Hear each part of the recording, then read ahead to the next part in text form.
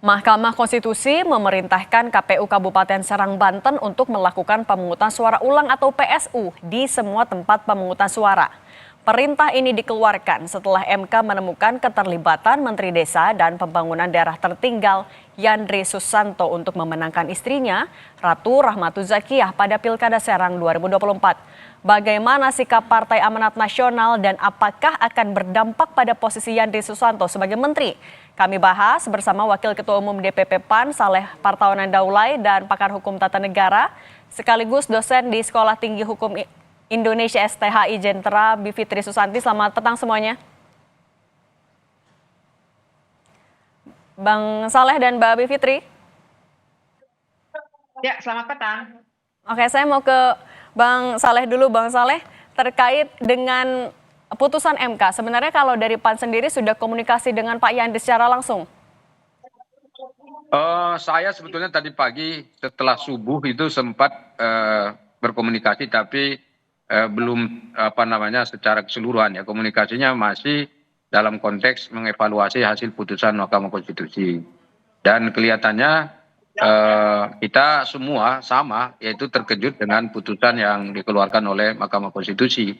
Karena dari seluruh persidangan dan juga proses pelaksanaan pilkada yang dilaksanakan di Serang itu, kita meyakini bahwa tidak ada pelanggaran-pelanggaran seperti yang disampaikan, dan kemudian para saksi yang kita bawa untuk bersaksi di persidangan tersebut kita yakini juga adalah saksi-saksi yang sangat kredibel, termasuk salah satu diantaranya adalah mantan hakim Mahkamah Konstitusi. Jadi karena itu kita merasa memang ini tidak ada sesuatu yang mestinya salah ya dari pelaksanaan itu, dan agak sulit perasaan kita ada TSM yang dijatuhkan oleh Mahkamah Konstitusi kepada para pasangan calon yang bertanding di Pilkada Serang ini.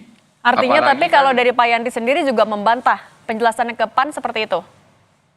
Nah, kita juga tahu bahwa Pak Yandri tidak seperti yang tadi disampaikan di dalam pembacaan dakwaan tadi itu, ataupun apa yang disampaikan pada hakim itu.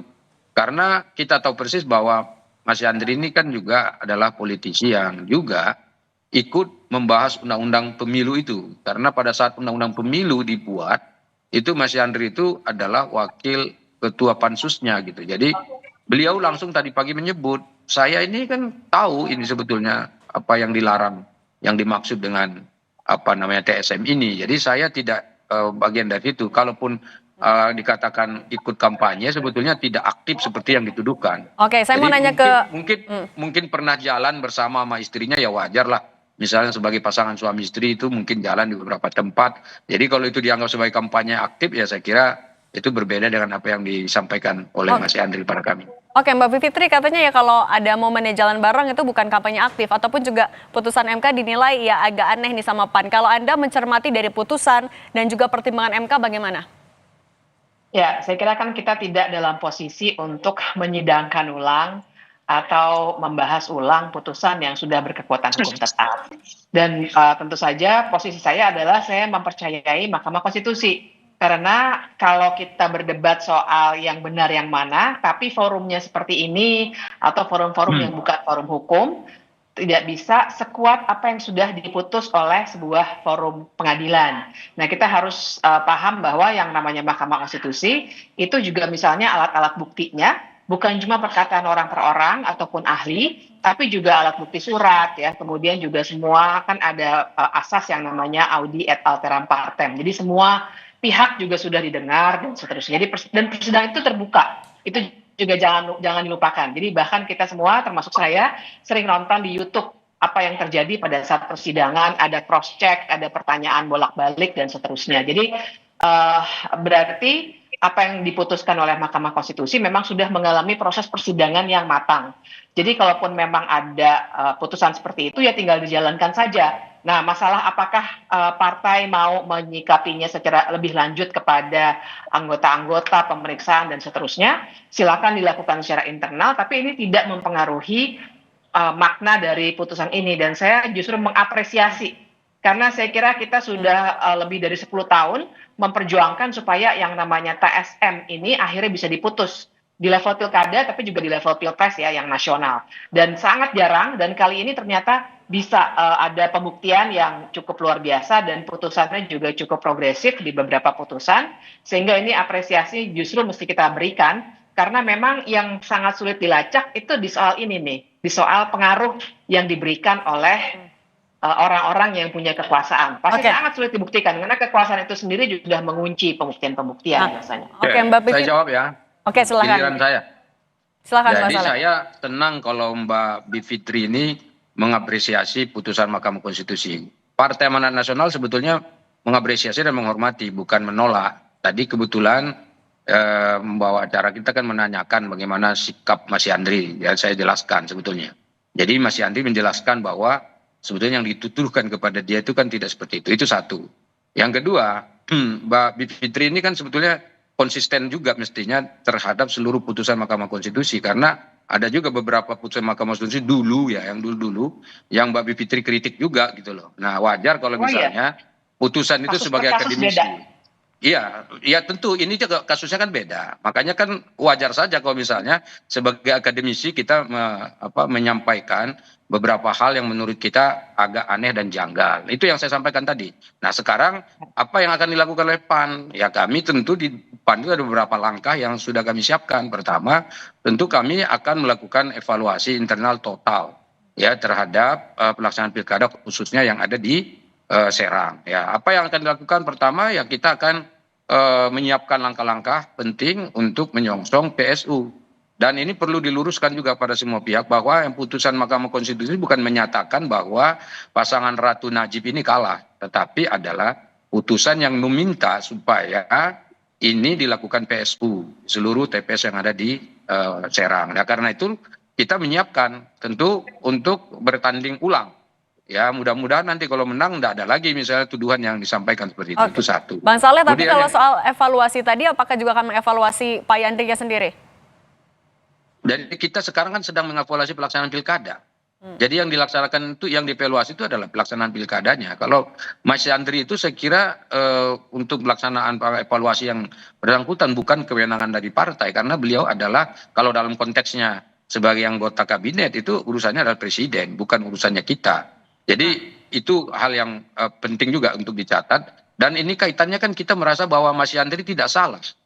Kan seperti yang saya katakan tadi, di penjelasan pertama saya tadi di atas itu sangat ada kaitannya dengan penjelasan saya sekarang. Karena kita merasa bahwa Mas Yandri tidak salah, maka tentu ya kita tidak perlu mengevaluasi beliau itu dalam konteks pilkada ini gitu. Nah tetapi yang kita lakukan evaluasi adalah tadi bagaimana agar nanti pemilu yang akan datang itu, pilkada yang akan datang itu insya Allah di dalam PSU itu kita tetap menang dan bisa tetap mengambil simpati masyarakat dengan masalah ini, karena tentu ini kan jadi sesuatu yang sangat memprihatinkan juga untuk sebagian masyarakat kita, karena mereka juga ingin agar pilkada ini cepat selesai sehingga dapat pemimpin baru. Ini kan sudah terlalu lama juga ya PLT yang menjabat di sana. Jadi karena itu kita berharap ini juga cepat selesai sehingga nanti pembangunan di Serang itu bisa dilaksanakan seperti yang dijanjikan dalam kampanye-kampanye pilkada yang kemarin itu. Oke, tadi jadi yang kita lakukan evaluasi seperti itu, termasuk juga evaluasi untuk kader-kader kami yang Partai PAN yang ikut bergerak untuk memenangkan pilkada ini. Seluruhnya dari DPD ya terutama ya, kemudian juga DPC-DPC kita sampai ke tingkat ranting. Nah, jadi ini sesuatu yang tidak mudah dilakukan. Tetapi tentu kami akan dengan ikhlas untuk melakukan ini. Jadi apapun putusan Mahkamah Konstitusi karena sifatnya final dan mengikat, ya kita akan tetap menghormati itu. Karena kita tidak bisa mengabaikan bahwa kita adalah negara hukum yang tentu kita harus patuh pada putusan hukum begitu. Oke, nah soal evaluasi itu Mbak Bivitri, artinya kalau pertanggungjawabannya sendiri dari Pak Yandri sebagai menteri, sebagai pejabat negara harusnya seperti apa? Ya, jadi memang kita harus isolasi dulu ya, persoalan yang diputus oleh Mahkamah Konstitusi itu persoalan pilkadanya. Jadi respons itu memang harus diberikannya kepada ada dua sih. Pertama adalah atasan dari Pak Yandri, karena memang disebut-sebut betul ya jabatannya itu, artinya presiden. Tapi memang yang kedua ini tidak wajib, tidak ada normanya begitu, tapi saya kira partai yang baik itu juga akan melakukan evaluasi internal. Jadi mungkin bukan kepada, kalau misalnya ya sanggahannya begitu luar biasa dan kita tahu posisi Pak Yandri juga bukan anggota biasa di PAN, tapi kalaupun tidak dalam hal perilaku misalnya, berarti harus dievaluasi. Katakanlah tadi klaimnya adalah, oh mungkin cuma jalan berdua. Oke, berarti kalau memang betul, kita cek dulu putusannya ya, dan kita harus paham bahwa putusan per putusan itu beda-beda. Jadi kita nggak bisa bilang MK selalu benar atau MK selalu salah. Nah, dalam putusan ini kita harus baca teliti, apa sebenarnya yang menurut MK mereka berani menyimpulkan bahwa telah terjadi pelanggaran. Nah, silakan dievaluasi. Katakanlah klaimnya jalan bareng saja misalnya begitu. Baik, berarti jalan bareng jangan dilakukan lagi.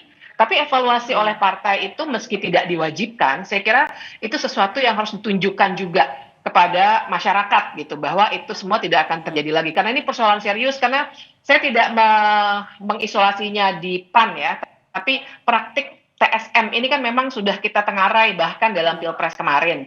Nah, jadi evaluasi-evaluasi ini yang dilakukan, jangan sampai justru nanti KPU-nya ataupun MK-nya yang dievaluasi. Nah, tapi bagaimana caranya supaya perilaku berpolitik semuanya di bangsa ini menjadi semakin lebih baik. Gitu, Oke, soal evaluasi tadi juga Bang Saleh, tapi apakah dari PAN sendiri siap kalau misalnya akhirnya Pak Yandri dievaluasi oleh Presiden, tapi ditahan dulu, dijawab usai jeda berikut ini?